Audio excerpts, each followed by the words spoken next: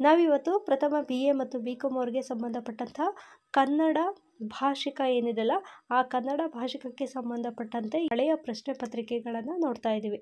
ಅದಕ್ಕಿಂತ ಮೊದಲು ನೀವೇನು ಮಾಡಬೇಕು ಅಂತಂದರೆ ನಿಮ್ಮ ಹತ್ರ 2 ಟೆಕ್ಸ್ಟ್ ಬುಕ್ ಇದ್ದರೆ ಆ ಟೆಕ್ಸ್ಟ್ ಬುಕ್ಗಳನ್ನು ತೆಗೆದಿಟ್ಕೊಂಡು ನಾನೀಗ ಪ್ರಶ್ನೆಗಳನ್ನು ಓದ್ತಾ ಹೋಗ್ತೀನಿ. ಆ ಪ್ರಶ್ನೆಗಳನ್ನು ಯಾವೆಲ್ಲ ಪಠ್ಯದಿಂದ ಬಂದಿದೆ ಅನ್ನೋದನ್ನು ನೀವು ನೋಟ್ ಮಾಡ್ಕೊಳ್ತಾ ಹೋಗಬೇಕಾಗತ್ತೆ. ಈ ರೀತಿ ನೀವು ನೋಟ್ ಮಾಡ್ಕೊಳ್ತಾ ಹೋದಾಗ ನಿಮಗೆ ಎಷ್ಟು ಪ್ರಶ್ನೆಗಳು ರಿಪೀಟ್ ಆಗಿ ಬಂದಿದೆ, ಯಾವ ಪಠ್ಯಗಳು ನಮಗೆ ಓದೋದಕ್ಕೆ ತುಂಬ ಮುಖ್ಯ ಆಗುತ್ತೆ ಅನ್ನೋದನ್ನು ನೀವು ನೋಟ್ ಮಾಡ್ಕೊಳ್ತಾ ಹೋಗೋದಕ್ಕೆ ಈಸಿ ಆಗುತ್ತೆ. ಯಾರ ಹತ್ರ ಎಲ್ಲ ಬುಕ್ ಇದೆ ಅವರು ಬುಕ್ಸನ್ನು ತೆಗೆದಿಟ್ಕೊಂಡು ಮಾರ್ಕ್ ಮಾಡ್ಕೊಳ್ತಾ ಹೋಗಿ. ಬುಕ್ಸ್ ಇಲ್ದಿದ್ದವರು ನೀವು ಪಠ್ಯದ ಹೆಸರುಗಳು ಗೊತ್ತಿದ್ದರೆ ನೀವು ಈಗಾಗಲೇ ಓದೋದಕ್ಕೆ ಶುರು ಮಾಡಿದರೆ ನಿಮಗೆ ಗೊತ್ತಾಗುತ್ತೆ ಯಾವ್ಯಾವ ಪಠ್ಯದಿಂದ ಪ್ರಶ್ನೆಗಳನ್ನು ತೆಗೆದಿರ್ತಾರೆ ಅಂತ ಹೇಳಿಕೊಂಡು. ಹಾಗಾಗಿ ಅದನ್ನು ನೋಟ್ ಮಾಡ್ಕೊಳ್ತಾ ಹೋಗಿ. ಇಲ್ಲ ಅಂತಂದರೆ ಪ್ರಶ್ನೆ ಪತ್ರಿಕೆಗಳನ್ನು ಸ್ಕ್ರೀನ್ಶಾಟ್ ತೆಗೆದು ಇಟ್ಕೋಬೋದು. ಓದುವಾಗ ಅದನ್ನು ನೋಡಿಕೊಂಡ್ರೆ ನಿಮಗೆ ಯಾವುದನ್ನೆಲ್ಲ ಓದಬೇಕು ಅನ್ನೋದು ನಿಮಗೆ ಮುಖ್ಯವಾಗಿ ಗೊತ್ತಾಗ್ತಾ ಹೋಗುತ್ತೆ. ಹಾಗಾಗಿ ನೀವು ಯಾವುದೇ ಪ್ರಶ್ನೆ ಪತ್ರಿಕೆಯನ್ನು ನೋಡಬೇಕಾದ್ರೂ ಮೊದಲು ನಿಮ್ಮ ಪಠ್ಯ ಪುಸ್ತಕವನ್ನು ತೆಗೆದಿಟ್ಕೊಂಡು ಈ ರೀತಿ ಒಂದು ಪಠ್ಯದ ಚಾಪ್ಟರ್ ಏನಿರುತ್ತಲ್ಲ ಅದರ ಡೀಟೇಲ್ಸ್ ಕೊಟ್ಟಿರ್ತಾರೆ, ಇಲ್ಲಿ ಇಂಡೆಕ್ಸ್ ಕೊಟ್ಟಿರ್ತಾರೆ. ಇದನ್ನು ಓಪನ್ ಮಾಡ್ಕೊಳ್ಳಿ. ಯಾವೆಲ್ಲ ಪ್ರಶ್ನೆಗಳು ಬಂದಿದೆ ಅನ್ನೋದನ್ನು ಇಲ್ಲಿ ನೋಟ್ ಮಾಡ್ಕೊಳ್ತಾ, ಅಂದರೆ ಅದಕ್ಕೆ ಎಷ್ಟು ಅಂಕದ ಪ್ರಶ್ನೆಗಳನ್ನು ಕೇಳಿದ್ದಾರೆ ಅದನ್ನು ನೀವು ಒಂದು ಕಡೆ ಬರೆದಿಟ್ಕೋಬೋದು ಅಥವಾ ಅಲ್ಲಿ ಮಾರ್ಕ್ ಮಾಡ್ಕೊಳ್ತಾ ಹೋಗ್ಬೋದು. ಈ ರೀತಿ ಮಾಡ್ಕೊಳ್ಳೋದ್ರಿಂದ ನಿಮಗೆ ಓದೋದಕ್ಕೆ ಈಸಿ ಆಗುತ್ತೆ. ಇಲ್ಲಿ ಪ್ರಥಮ BA ಮತ್ತು BCom ಅವ್ರಿಗೆ ಇಬ್ಬರಿಗೂ ಕೂಡ ಸೇಮ್ ಸಿಲೆಬಸ್ ಇರುತ್ತೆ. ಹಾಗಾಗಿ ಇಬ್ಬರಿಗೂ ಒಂದೇ ಥರದ ಪ್ರಶ್ನೆ ಪತ್ರಿಕೆ ಇರುತ್ತೆ. ಹಾಗಾಗಿ ಇಬ್ಬರೂ ಕೂಡ ಈ ವಿಡಿಯೋಗಳನ್ನು ನೋಡ್ಬೋದು. ಇಲ್ಲಿ ಕನ್ನಡದಲ್ಲಿ ನೀವು ನೋಡಬೇಕು ಅಂತಂದರೆ ಒಟ್ಟು 2 ಪುಸ್ತಕಗಳಿರುತ್ತೆ. ಯಾರಿಗೆಲ್ಲ ಗೊತ್ತಿಲ್ಲ ಅವರಿಗೆ ಹೇಳ್ತಿರೋದು. 2 ಪಠ್ಯ ಪುಸ್ತಕಗಳಿರುತ್ತೆ. ಒಂದು ಪ್ರಬಂಧ ಮತ್ತು ಆಡಳಿತ ಕನ್ನಡ ಅಂತ ಹೇಳಿ ಒಂದು ಭಾಗ ಇರುತ್ತೆ ಅದರಲ್ಲಿ. ಇನ್ನೊಂದು ಹೊಸಗನ್ನಡ ಕವಿತೆಗಳು ಮತ್ತು ನಾಟಕಗಳನ್ನ ಒಳಗೊಂಡಿರುವಂಥ ಒಂದು ಪುಸ್ತಕ ಇರುತ್ತೆ. ಒಟ್ಟು 4 ಬ್ಲಾಕ್ಗಳನ್ನು ಒಳಗೊಂಡಿರುವಂತಹ 2 ಪುಸ್ತಕಗಳು ಇರುತ್ತೆ. ಇದರಲ್ಲಿ ಮೊದಲ ಬ್ಲಾಕ್ನಲ್ಲಿ ನಿಮಗೆ ಹೊಸಗನ್ನಡ ಕವಿತೆಗಳು ಇರುತ್ತೆ. 2ನೇ ಬ್ಲಾಕ್ನಲ್ಲಿ ನಿಮಗೆ ನಾಟಕ ಇರುತ್ತೆ. 3ನೇ ಬ್ಲಾಕ್ನಲ್ಲಿ ಪ್ರಬಂಧದ ವಿಶ್ಲೇಷಣೆ ಇರುತ್ತೆ. 4ನೇ ಬ್ಲಾಕ್ನಲ್ಲಿ ಆಡಳಿತ ಕನ್ನಡದ ಕುರಿತಾಗಿ ಪಠ್ಯವನ್ನು ಇಡಲಾಗಿದೆ. ಸೊ ನೀವು ಪ್ರಶ್ನೆ ಪತ್ರಿಕೆಯಲ್ಲಿ ಆಲ್ಮೋಸ್ಟ್ ಎಲ್ಲದರಲ್ಲೂ ಮೆನ್ಷನ್ ಮಾಡಿರ್ತಾರೆ. ಅದನ್ನು ನೋಡಿಕೊಂಡು ನೀವು ಮಾರ್ಕ್ ಮಾಡ್ಕೊಳ್ತಾ ಹೋಗಬೇಕು ಯಾವುದರಿಂದ ಪ್ರಶ್ನೆಗಳನ್ನು ತೆಗೆದಿದ್ದಾರೆ ಅಂತ ಹೇಳ್ಕೊಂಡು. Hello friends, welcome back to my channel. ನಾವಿವತ್ತು ಪ್ರಥಮ ವರ್ಷದ BA BCom ಪೂರಕ ಪರೀಕ್ಷೆ ಏಪ್ರಿಲ್-ಮೇ 2022 ಹಳೆಯ ಪ್ರಶ್ನೆ ಪತ್ರಿಕೆಯನ್ನು ನೋಡ್ತಾ ಇದ್ದೀವಿ. ಇದು ಬಂದ್ಬಿಟ್ಟು ಗರಿಷ್ಠ ಅಂಕ 80 ಅಂಕದ ಪ್ರಶ್ನೆ ಪತ್ರಿಕೆಯಾಗಿರುತ್ತೆ. ಪ್ರಶ್ನೆ ಪತ್ರಿಕೆಯಲ್ಲಿ ಯಾವ ರೀತಿ ಪ್ರಶ್ನೆಯನ್ನು ಕೇಳಿರ್ತಾರೆ ಅಂತ ಹೇಳಿ ನೋಡ್ತಾ ಹೋಗೋಣ. ಮೊದಲಿಗೆ ವಿಭಾಗ ಎನಲ್ಲಿ ಹೊಸಗನ್ನಡ ಕವಿತೆಗಳು ಏಕಾಂಕ ನಾಟಕಗಳಿಗೆ ಸಂಬಂಧಪಟ್ಟಂತೆ 20 ಅಂಕಗಳ ಪ್ರಶ್ನೆಗಳನ್ನು ಕೇಳಿರ್ತಾರೆ. 2ರ ಭಾವಾರ್ಥವನ್ನು ಸಂದರ್ಭ ಸಹಿತ ವಿವರಿಸಿ ಅಂತ ಹೇಳಿ 4 ಅಂಕಕ್ಕೆ ಕೇಳಿದ್ದಾರೆ. ಇಲ್ಲಿ ಒಟ್ಟು 4 ಪ್ಯಾರಾಗ್ರಾಫ್ ಅಂದರೆ ಒಂದು ಪದ್ಯದಿಂದ ಮತ್ತು ನಾಟಕದಿಂದ ಸೇರಿ ನಿಮಗೆ ಒಟ್ಟು 4 ಪ್ಯಾರಾಗ್ರಾಫನ್ನು ಕೊಟ್ಟಿರ್ತಾರೆ. ಇದರಲ್ಲಿ ಯಾವುದಾದ್ರೂ 2ಕ್ಕೆ ನಾವು ಉತ್ತರವನ್ನು ಬರೀಬೇಕಂದ್ರೆ ಮೊದಲನೇ ಇದರಲ್ಲಿ ಪದ್ಯದ್ದೇನು 2 ಕೊಟ್ಟಿರ್ತಾರೆ ಅದರಲ್ಲಿ ಯಾವುದಾದ್ರೂ 1ಕ್ಕೆ, ಹಾಗೆ ಕೆಳಗಡೆ ನಾಟಕದ್ದು 2 ಕೊಟ್ಟಿರ್ತಾರೆ ಅದರಲ್ಲಿ ಯಾವುದಾದ್ರೂ 1ಕ್ಕೆ ಉತ್ತರವನ್ನು ಬರೀಬೇಕು. ಮೊದಲನೇದು ನೋಡೋದಾದರೆ ಹೊಳೆಯಲ್ಲಿ ಅಲ್ಲ ಅದು ಈ ತುಂಗಭದ್ರೆ ಹೊಳೆಯಲ್ಲ ವರುಷದ ಮಗಳು, ಇವಳೆನ್ನ ದೇವರಾಗಿಹಳು, ಮದರಾಸಿನಲ್ಲಿ ಬಿರುಗಾಳಿ ಎದ್ದು ಮೈಸೂರಿನೆಲ್ಲ 10 ಹನಿ ಮಳೆ ಬಿದ್ದಿತೆನ್ನಿ, ಇವಳಿಗೆ ನೆಗಡಿ, ಬೀದಿಯಲ್ಲಿ ಬೇಸಿಗೆ ಬಿಸಿಲು ಸುಳಿದರೆ ಉಷ್ಣ, ಮನೆಯೊಳಗೆ ಎಲ್ಲೆಲ್ಲೂ ಇವಳದೇ ಮಾತು ಇವಳಾಟ, ಈ ತುಂಗಭದ್ರೆ ಹೊಳೆಯಲ್ಲ ವರುಷದ ಮಗಳು. ಅಥವಾ ಕೆಂಪಾನ ಕೆಂಪುಗುಡ್ಡ ಬೆಳ್ಳಾನ ಬಿಳಿಗುಡ್ಡ, ಒಡಮುರಿದು ಕೂಡಿದ ಒಡ್ಡಿನಲ್ಲೇ ನಮ್ಮೂರ ಕೆರೆ, ಹೆಸರು ಗಂಗಾಮಾಯಿ, 3 ಬದಿ ಮರಗಿಡ ಕಂಟಿ ಸಸ್ಯಕೋಟಿಯ ಹೊಕ್ಕವನು, ಹೊರಬರದ 7 ಸುತ್ತಿನ ಕೋಟೆ, ಒಳಗಡೆಯಲ್ಲಿ ನಾಯಿನರಿ, ಹಂದಿ ಶುಕಪಿಕಾದಿಯ ಚೌರ್ಯಾನ್ಸಿ ಲಕ್ಷ ಕೀಚು ಕಿರಚು, ಅದರದಕ್ಕೆ ಅದರದರ ಪಾಲಿನ ಗಾಳಿ ಮಳೆ ಬೆಳಕು ಮಳೆ. ನಾಟಕಕ್ಕೆ ಸಂಬಂಧಪಟ್ಟಂತಹ ಒಂದು ಪ್ಯಾರಾಗ್ರಾಫನ್ನು ಕೊಟ್ಟಿದ್ದಾರೆ. ಇದಕ್ಕೂ ಸಹ ನಾವು ಸಂದರ್ಭ ಸಹಿತ ಭಾವಾರ್ಥವನ್ನು ವಿವರಣೆಯನ್ನು ಬರೀಬೇಕಾಗತ್ತೆ. 2ನೇದ ಪ್ರಶ್ನೆಯನ್ನು ನೋಡೋದಾದರೆ, ಮತ ಸಾಲಿ ಬಿಡಿಸು ಅಂತಿ ಎಲ್ಲ ಜೋಕುಮಾರ, ಹೋಗು ಕೂಸಿಗೆ ನಾನು ಮಂತ್ರ ಹೇಳ್ತೀನಿ. ಇದು ಟಿಂಗರ ಬುಡ್ಡಣ್ಣ ನಾಟಕದಿಂದ ಆಯ್ಕೆ ಮಾಡಿಕೊಂಡಂತಹ ಒಂದು ಪ್ಯಾರಾಗ್ರಾಫ್ ಆಗಿರುತ್ತೆ. ಅಥವಾ ಇನ್ನೂ ಒಂದು ಕೊಟ್ಟಿದ್ದಾರೆ, ಹಾಗಾದರೆ ನನಗೆ ದಿಕ್ಕೇ ಇಲ್ಲವೇ, ನೀವು ನನ್ನ ಪ್ರಾಮಾಣಿಕತೆ ನೋಡಿಯಾದರೂ ಬಿಡುಗಡೆ ಮಾಡೋದಿಲ್ಲವೇ, ನಾನೊಬ್ಬ ದುರ್ಬಲ ಜೀವಿ, ನನಗೆ ಸಹಾಯ ಮಾಡಿ, ನನ್ನ ಜೀವ ಉಳಿಸಿ. ಇದು ತೆರೆಗಳು ನಾಟಕದಿಂದ ಆಯ್ಕೆ ಮಾಡಿಕೊಂಡಂತಹ ಒಂದಷ್ಟು ಸಾಲುಗಳಾಗಿರುತ್ತೆ. ಇದಿಷ್ಟಕ್ಕೂ ನೀವು ಸಂದರ್ಭ ಸಹಿತ ಭಾವಾರ್ಥವನ್ನು ವಿವರಣೆಯನ್ನು ಬರೀಬೇಕಾಗತ್ತೆ. 8 ಪದಗಳಿಗೆ ಅರ್ಥ ಬರೆಯಿರಿ ಅಂತ ಹೇಳಿ ಕೇಳಿದ್ದಾರೆ. ಮೊರೆ, ನೆವ, ದೀಕ್ಷೆ, ಕರ, ಚಹರೆ, ಪಿಕ, ಆದರ, ಗಟಾರ, ಕೋನಿ, ಹಂದರ, ಪಜೀತಿ, ಪಾಟಿ. ಇದರಲ್ಲಿ 8ಕ್ಕೆ ನೀವು ಉತ್ತರವನ್ನು ಬರೀಬೇಕು. ಇಲ್ಲಿ ಒಂದೊಂದಕ್ಕೆ ಅರ್ಧ ಮಾರ್ಕ್ಸ್ ಅಂತೆ 4 ಅಂಕದ ಪ್ರಶ್ನೆಗಳಾಗಿರುತ್ತೆ. ಇನ್ನು ನೆಕ್ಸ್ಟು 3ನೆಯ ಪ್ರಶ್ನೆ, ಯಾವ ಪಠ್ಯವನ್ನು ಬಿಡದೆ 4ಕ್ಕೆ ಸಂದರ್ಭ ಸ್ವಾರಸ್ಯವನ್ನು ಬರೆಯಿರಿ ಅಂತ ಹೇಳಿ ಕೇಳಿದ್ದಾರೆ. ಇದು 2 ಅಂಕದ ಪ್ರಶ್ನೆಯಾಗಿರುತ್ತೆ. ತುಂಬ ಬರೆಯೋಕ್ಕೆ ಹೋಗ್ಬೇಡಿ, ಒಂದೊಂದು ಹಾಫ್ ಪೇಜ್ ಬರೆದ್ರೆ ಸಾಕಾಗುತ್ತೆ, ಯಾಕಂದರೆ ಟೈಮ್ ಸಾಕಾಗೋದಿಲ್ಲ. ಒಟ್ಟು 6 ಪ್ರಶ್ನೆಗಳನ್ನು ಕೇಳಿದ್ದಾರೆ. ಯಾವುದಾದ್ರೂ 4ಕ್ಕೆ ನಾವು ಉತ್ತರವನ್ನು ಅಂದರೆ ಸಂದರ್ಭ ಸ್ವಾರಸ್ಯವನ್ನು ಬರೀಬೇಕಾಗತ್ತೆ. ಇದು ಅಗಸ್ತ್ಯನ ತಪದ ಮಣಿ, ಕಾವೇರಿ ತಾಯ ತವರ್ಮನೆ. ಇದು ಯಾವ ಪದ್ಯದ್ದು ಅಥವಾ ಯಾವ್ಯಾವ ಪಠ್ಯದ್ದು ಅನ್ನೋದು ನಿಮಗೆ ಚೆನ್ನಾಗಿ ಗೊತ್ತಿರಬೇಕು. ಹಾಗಿದ್ದಾಗ ಮಾತ್ರ ನೀವು ಇಂತಹ ಸಂದರ್ಭ ಸ್ವಾರಸ್ಯವನ್ನು ಬರೆಯೋದಕ್ಕೆ ಸಾಧ್ಯ ಆಗುತ್ತೆ. ಕುದುರೆಯೇರಿ ಲಗಾಮು ಬಿಗಿ ಹಿಡಿದು ಸವಾರಿ ಮಾಡುವಷ್ಟು ಸುಲಭವಲ್ಲ.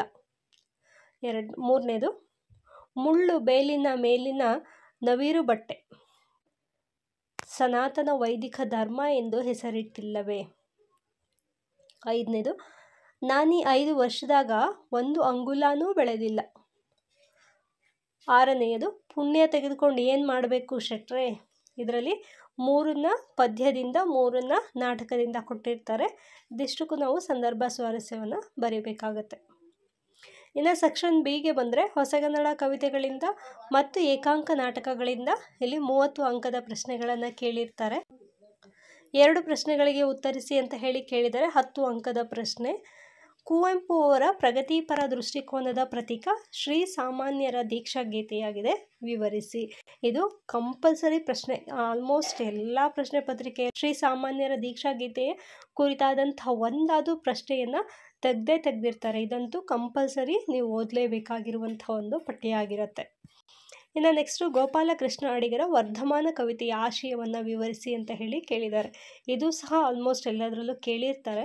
ಸೊ ಇದನ್ನು ಕೂಡ ಮುಖ್ಯವಾದಂತಹ ಒಂದು ಪದ್ಯ ಆಗಿರುತ್ತೆ. ಇನ್ನು ನೆಕ್ಸ್ಟು ಇಲ್ಲಿ ಒಟ್ಟು 2 ಪ್ರಶ್ನೆಗಳಿಗೆ ಉತ್ತರವನ್ನು ಬರೀಬೇಕು. 4 ಪ್ರಶ್ನೆಗಳನ್ನು ಕೇಳಿದ್ದಾರೆ ಅಂದರೆ ಪದ್ಯದಿಂದ 1 ಪ್ರಶ್ನೆಗೆ, ನಾಟಕದಿಂದ 1 ಪ್ರಶ್ನೆಗೆ ಉತ್ತರವನ್ನು ಬರೀಬೇಕಾಗತ್ತೆ. ಇಲ್ಲಿ ಪದ್ಯದಿಂದ 2 ಪ್ರಶ್ನೆಗಳನ್ನು ಕೇಳಿದ್ದಾರೆ ಅಂದರೆ ಶ್ರೀಸಾಮಾನ್ಯರ ದೀಕ್ಷಾ ಗೀತೆಯಿಂದ 1 ಪ್ರಶ್ನೆ ಮತ್ತು ವರ್ಧಮಾನ ಕವಿತೆಯಿಂದ 1 ಪ್ರಶ್ನೆಯನ್ನು ಕೇಳಿದ್ದಾರೆ. ಇದೆರಡರಲ್ಲಿ ಯಾವುದಾದ್ರೂ 1 ಉತ್ತರವನ್ನು ಬರೀಬೇಕು. ಇನ್ನು ನೆಕ್ಸ್ಟ್ ಪ್ರಶ್ನೆ 2ಗೆ ಬಂದರೆ, ದೊಡ್ಡರಾಯರು ಹೊರಜಗತ್ತಿಗೆ ಪ್ರಗತಿಪರರಂತೆ ಕಂಡರೂ ಅಂತರಂಗದಲ್ಲಿ ಒಬ್ಬ ಸನಾತನರಾಗಿದ್ದಾರೆ, ವಿವರಿಸಿ. ನಾನು ಈ ಪ್ರಶ್ನೆಗೆ ಉತ್ತರವನ್ನು ಕೊಟ್ಟಿದ್ದೀನಿ, ನಿಮಗೆ ವಿಡಿಯೋವನ್ನು ನೋಡಿದ್ರೆ ಗೊತ್ತಾಗತ್ತೆ. ಮನೆ ನಾಟಕದ ವಸ್ತು ಆಶಯವನ್ನು ಕುರಿತು ಬರೆಯಿರಿ. ಇದು ಸಹ ನಾನು ಆಲ್ಮೋಸ್ಟ್ ನೀವು ಇಲ್ಲಿ ಕೇಳಿರುವಂತಹ ಎಲ್ಲ ಪ್ರಶ್ನೆಗಳನ್ನ ಕುರಿತಾಗಿ ನಾನು ಉತ್ತರವನ್ನು ಕೊಟ್ಟಿರ್ತೀನಿ. ಇದಕ್ಕೂ ಸಹ ನನ್ನ ವಿಡಿಯೋದಲ್ಲಿ ನಿಮಗೆ ಉತ್ತರ ಸಿಗುತ್ತೆ. ಮನೆ ನಾಟಕದ ವಸ್ತು ಮತ್ತು ಆಶಯವನ್ನು ಕುರಿತು ಬರೆಯಿರಿ ಅಂತ ಹೇಳಿ. ಇದರಲ್ಲಿ 2 ಪ್ರಶ್ನೆಗಳಿಗೆ, ಇದೆರಡು ನಾಟಕದಿಂದ ತೆಗೆದಿರೋದು, ಹಾಗಾಗಿ ಇದೆರಡರಲ್ಲಿ ಯಾವುದಾದ್ರು 1ಕ್ಕೆ ಉತ್ತರವನ್ನು ಬರೀಬೇಕಾಗಿರುತ್ತೆ. 10 ಅಂಕದ ಪ್ರಶ್ನೆಯಾಗಿರುತ್ತೆ. ಹಾಗಾಗಿ ನೀವು 3ರಿಂದ 4 ಪೇಜ್ಗಳಷ್ಟು ಉತ್ತರವನ್ನು ಬರೀಬೇಕಾಗುತ್ತೆ. ಮ್ಯಾಕ್ಸಿಮಮ್ 3 ಅಂತೂ ಬರೀಲೇಬೇಕು ಕಂಪಲ್ಸರಿ. ಪ್ರಶ್ನೆ 5, 2ನ್ನ ಕುರಿತು ಟಿಪ್ಪಣಿ ಬರೆಯಿರಿ ಅಂತ ಹೇಳಿ ಕೇಳಿದರೆ 5 ಅಂಕದ ಪ್ರಶ್ನೆಯಾಗಿರುತ್ತೆ. 2ಕ್ಕೆ ಉತ್ತರವನ್ನು ಬರೀಬೇಕು. ನಿಮಗೆ ಇಲ್ಲಿ ಪ್ರತಿ ಸತಿನೂ ಕೂಡ ಪ್ರಶ್ನೆಗಳನ್ನು ಏನು 2ಕ್ಕೆ ಬರೆಯಿರಿ, 4ಕ್ಕೆ ಬರೆಯಿರಿ ಅಂತ ಕೇಳಿದರೆ ಪದ್ಯದಿಂದ ಮತ್ತು ನಾಟಕದಿಂದ 2ರಿಂದನೂ ಕೂಡ ಪ್ರಶ್ನೆಯನ್ನು ಕೇಳಿರ್ತಾರೆ. ಹಾಗಾಗಿ ಪದ್ಯದಿಂದ 1ಕ್ಕೆ, ನಾಟಕದಿಂದ 1ಕ್ಕೆ ಉತ್ತರವನ್ನು ಬರೀಬೇಕಾಗುತ್ತೆ. ಇಲ್ಲಿ ಮೊದಲನೇ ಪ್ರಶ್ನೆಯಲ್ಲಿ ಪದ್ಯದಿಂದ ಕೇಳಿದರೆ, ದುಃಖ ಸೇತು ಕವನದಲ್ಲಿ ಕಂಡುಬರುವ ಅನಾಥಿಯ ಚಿತ್ರಣವನ್ನು ವಿವರಿಸಿ ಅಂತ ಹೇಳಿ ನಾನು ಇದನ್ನ ಪದ್ಯ ಮಾಡಬೇಕಾದ್ರೆ ಕೂಡ ಹೇಳಿದೆ. ಇದೊಂದು ಮುಖ್ಯವಾದಂಥ ಒಂದು ಪದ್ಯ ಆಗಿರುತ್ತೆ. ಇದರಿಂದ ಆಲ್ಮೋಸ್ಟ್ ಎಲ್ಲ ಪ್ರಶ್ನೆ ಪತ್ರಿಕೆಯಲ್ಲೂ ಸಹ ಪ್ರಶ್ನೆಗಳನ್ನು ತೆಗಿತಾರಂತ. ಹಾಗಾಗಿ ಇದು ಒಂದು 5 ಅಂಕಕ್ಕೆ ಪ್ರಶ್ನೆಯನ್ನು ಕೇಳಿದ್ದಾರೆ. ಕೆಲವೊಂದು ಪ್ರಶ್ನೆ ಪತ್ರಿಕೆಯಲ್ಲಿ ಸೇಮ್ ಪ್ರಶ್ನೆಯನ್ನು 10 ಅಂಕಕ್ಕೆ ಸಹ ಕೇಳಿರ್ತಾರೆ. ಇನ್ನು ನೆಕ್ಸ್ಟು ರಂಗೋಲಿ ಮತ್ತು ಹುಡುಗ ಕವಿತೆಯ ಆಶಯವನ್ನು ವಿವರಿಸಿ ಅಂತ ಹೇಳಿ ಕೇಳಿದ್ದಾರೆ. ಇದೆರಡರಲ್ಲಿ ಯಾವುದಾದ್ರು ಒಂದು ಪ್ರಶ್ನೆಗೂ ನೀವು ಉತ್ತರವನ್ನು ಬರೀಬೇಕಾಗುತ್ತೆ. ಇನ್ನು ನೆಕ್ಸ್ಟು ಸೆಕೆಂಡ್ ಪ್ರಶ್ನೆಯನ್ನು ನೋಡೋದಾದರೆ ಪಿ ಲಂಕೇಶ ಅಂತ ಕೇಳಿದ್ದಾರೆ. ಅಂದರೆ ಅವರ ಕವಿ ಪರಿಚಯವನ್ನು ಬರೀಬೇಕಾಗತ್ತೆ, ಅವರ ಬಗ್ಗೆ ಕಿರು ಪರಿಚಯವನ್ನು ಮಾಡಿಕೊಡ್ಬೇಕಾಗತ್ತೆ. ಅಂದರೆ 1 ಪೇಜಷ್ಟು ನೀವು ಅವರ ಬಗ್ಗೆ ಪರಿಚಯವನ್ನು ಬರೀಬೇಕಾಗುತ್ತೆ. ಅವರ ಹುಟ್ಟು, ಆಮೇಲೆ ಅವರು ಪ್ರಮುಖ ಕೃತಿಗಳು, ಅವರ ಪ್ರಶಸ್ತಿಗಳು, ಈ ರೀತಿ ಅವ್ರಿಗೆ ಸಂಬಂಧಪಟ್ಟಂತೆ ಕೆಲವೊಂದಷ್ಟು ಮುಖ್ಯವಾದಂಥ ವಿಷಯ ಅಂತ ಅನಿಸೋದನ್ನು ನಾವು ಇಲ್ಲಿ ಬರಿಬೇಕಾಗತ್ತೆ. ಇನ್ನು ನೆಕ್ಸ್ಟು ಟಿಂಗರ ಬುಡ್ಡಣ್ಣ ನಾಟಕದ ಹುಡುಗನ ಪಾತ್ರ ಏನು ಅನ್ನೋದನ್ನು ನಾವು ಇಲ್ಲಿ ವಿವರಣೆಯನ್ನು ಬರೀಬೇಕಾಗತ್ತೆ. ಇದು 5 ಅಂಕದ ಪ್ರಶ್ನೆಯಾಗಿರೋದ್ರಿಂದ ನೀವು 1 ಪುಟದಷ್ಟು ಉತ್ತರವನ್ನು ಬರೀಬೇಕಾಗತ್ತೆ. ಇನ್ನು ವಿಭಾಗ ಸಿಗೆ ಬಂದರೆ ಪ್ರಬಂಧ ಮತ್ತು ಆಡಳಿತ ಕನ್ನಡಕ್ಕೆ ಸಂಬಂಧಪಟ್ಟಂತೆ 30 ಅಂಕದ ಪ್ರಶ್ನೆಗಳನ್ನು ಕೇಳಿರ್ತಾರೆ. ಇಲ್ಲಿ 2 ಪ್ರಶ್ನೆಗಳಿಗೆ ಉತ್ತರಿಸಿ ಅಂತ ಕೇಳಿದ್ದಾರೆ. 10 ಅಂಕದ ಪ್ರಶ್ನೆಯಾಗಿರುತ್ತೆ. ತನ್ನ ತಂದೆ ತಾಯಿಯರ ಸುಮಧುರ ಸಂಬಂಧಕ್ಕೆ ರಮಾ ಉತ್ತಮ ಸೇತುವೆಯಾಗಿದ್ದಾಳೆ. ಈ ಹೇಳಿಕೆಯನ್ನು ವಿವರಿಸಿ ಅಂತ ಹೇಳಿ ಕೇಳಿದ್ದಾರೆ. ಇನ್ನು ನೆಕ್ಸ್ಟು ಸುಲಭದಲ್ಲಿ ಸಜ್ಜನರಾಗಲಾರಿರಿ ಪ್ರಬಂಧದ ಸಜ್ಜನರಾಗಬೇಕಾದರೆ ಯಾವ ಸೂತ್ರಗಳನ್ನು ಅನುಸರಿಸಬೇಕು ತಿಳಿಸಿದೆ, ವಿವರಿಸಿ. ಇದು ಪ್ರಬಂಧ. ನಿಮಗೆ ನೆಕ್ಸ್ಟ್ ಇನ್ನೊಂದು 2ನೇ ಬುಕ್ ಏನಿದೆಯಲ್ಲ ಅದಕ್ಕೆ ಸಂಬಂಧಪಟ್ಟಂತಹ ಒಂದು ಪ್ರಶ್ನೆಗಳನ್ನು ತೆಗೆದಿರ್ತಾರೆ. ಇದು ಪ್ರಬಂಧದ್ದು. ಇದರಲ್ಲಿ ಮೊದಲಿಗೆ ಪ್ರಬಂಧಕ್ಕೆ ಸಂಬಂಧಪಟ್ಟಂತೆ 2 ಪ್ರಶ್ನೆಗಳನ್ನು ಕೇಳಿದ್ದಾರೆ. ಇದರಲ್ಲಿ ಯಾವುದಾದ್ರೂ ಒಂದು ಉತ್ತರವನ್ನು ಬರೀಬೇಕಾಗಿರುತ್ತೆ. 10 ಅಂಕದ ಪ್ರಶ್ನೆ. ನೀವು 2ರಿಂದ 2.5 ಪೇಜು 3 ಪೇಜ್ ತನಕನೂ ನೀವು ಉತ್ತರವನ್ನು ಬರೀಬೋದು. ಇನ್ನು ನೆಕ್ಸ್ಟು ಅದರಲ್ಲೇ ಆಡಳಿತ ಕನ್ನಡ ಅಂತ ಇನ್ನೂ ಒಂದು ವಿಭಾಗ ಇದೆ. ಅದರಿಂದ 10 ಅಂಕದ ಪ್ರಶ್ನೆಯನ್ನು ತೆಗೆದಿದ್ದಾರೆ. ಅರ್ಜಿ ಎಂದರೇನು, ಅರ್ಜಿಯ ವಿಧಗಳಾವು, ಯಾವುದಾದರೂ 2 ಮಾದರಿಗಳೊಂದಿಗೆ ವಿವರಿಸಿ ಅಂತ ಹೇಳಿ ಕೇಳಿದ್ದಾರೆ. ಇನ್ನು ನೆಕ್ಸ್ಟ್ ಅಥವಾ ಇದಕ್ಕೆ ನೀವು ಉತ್ತರವನ್ನು ಬರಿಬೋದು.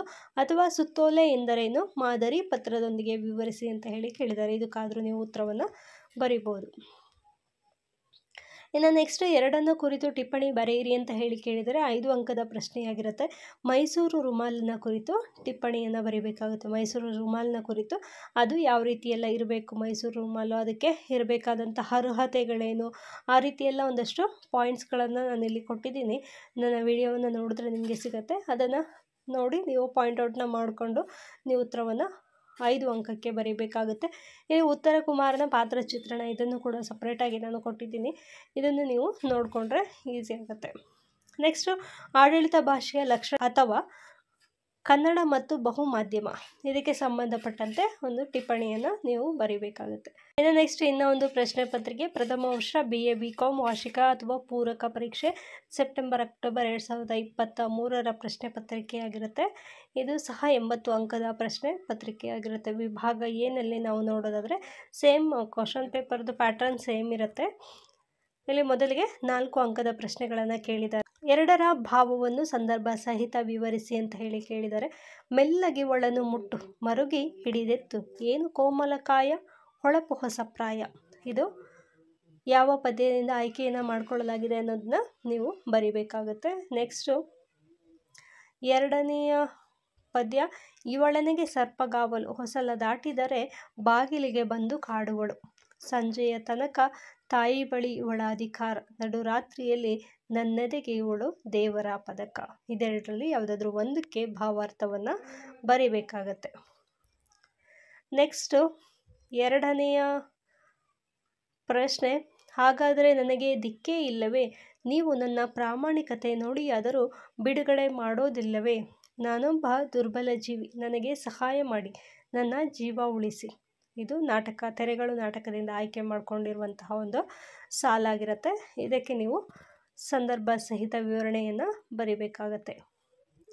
ಏನು ಆಗಾತ ದಾಡಿ ನಿನಗ, ಏನು ದೇಸಿ ತಿರುಗ್ತಿ ನಿನಗ, ಗಾಳಿಪಾಳಿ ಹೊಕ್ಕೇತನ ಮೈಯಾಗ. ಇದು ಟಿಂಗರ ಬುಡ್ಡಣ್ಣ. ನಾವು ಹಿಂದಿನ ಪ್ರಶ್ನೆ ಪತ್ರಿಕೆಯನ್ನು ನೋಡಿದಾಗಲೂ ಸಹ ಸೇಮ್ ಪ್ರಶ್ನೆಗಳನ್ನು ಕೇಳಿದರು, ಆದರೆ ಪ್ಯಾರಾಗ್ರಾಫ್ ಬೇರೆ ಬೇರೆ ಇತ್ತು. ಅದನ್ನು ಕೂಡ ತೆರೆಗಳು ಮತ್ತು ಟಿಂಗರ ಬುಡ್ಡಣ್ಣ ನಾಟಕದಿಂದನೇ ಕೇಳಿದರು. ಇದರಲ್ಲೂ ಸಹ ಟಿಂಗರ ಬುಡ್ಡಣ್ಣ ಮತ್ತು ತೆರೆಗಳು ನಾಟಕದಿಂದನೇ ಕೇಳಿದ್ದಾರೆ. 8 ಪದಗಳಿಗೆ ಅರ್ಥ ಬರೆಯಿರಿ.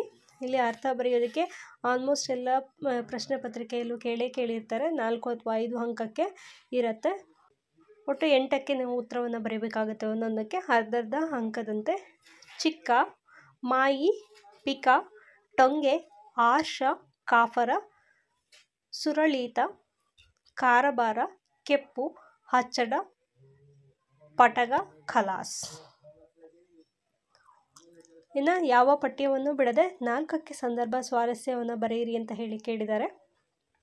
2 ಅಂಕದ ಪ್ರಶ್ನೆಯಾಗಿರುತ್ತೆ. ಹಾಫ್ ಪೇಜಲ್ಲಿ ನೀವು ಸಂದರ್ಭ ಸ್ವಾರಸ್ಯವನ್ನು ವಿವರಣೆಯನ್ನು ಬರೀಬೇಕಾಗತ್ತೆ. ಇದು ಒಟ್ಟು 8 ಅಂಕದ ಪ್ರಶ್ನೆಗಳಾಗಿರುತ್ತೆ. ಇದು ಅಗಸ್ತ್ಯನ ತಪದ ಮಣಿ, ಕಾವೇರಿ ತಾಯಿಯ ತವರ್ಮನೆ. ಇನ್ನು ನೆಕ್ಸ್ಟು 2ನೇ ಪ್ರಶ್ನೆ, ಉರಿಯುವವನೇ ಬಲ್ಲ. 3ನೇದು, ಮುತ್ತಜ್ಜ ಕಟ್ಟಿದ ಮನೆ, ದೀಪ ಹಚ್ಚುವವರಿಲ್ಲ. 4ನೇ ಪ್ರಶ್ನೆ, ಬೈಕಿ ಬುತ್ತಿ ಯಾವಾಗ ತರಲಿ. 4ನೇ ಪ್ರಶ್ನೆ, ಕಾಗಿ ಕಂಡುಬಿಟ್ರೆ ಎಲ್ಲ ನಾಶ ಅಂತ. 6ನೇ ಪ್ರಶ್ನೆ, ಆನೆ ನೋಡಕ್ಕೆ ಬಂದು ಹಾಳು ನೋಡ್ದಂಗಾತು.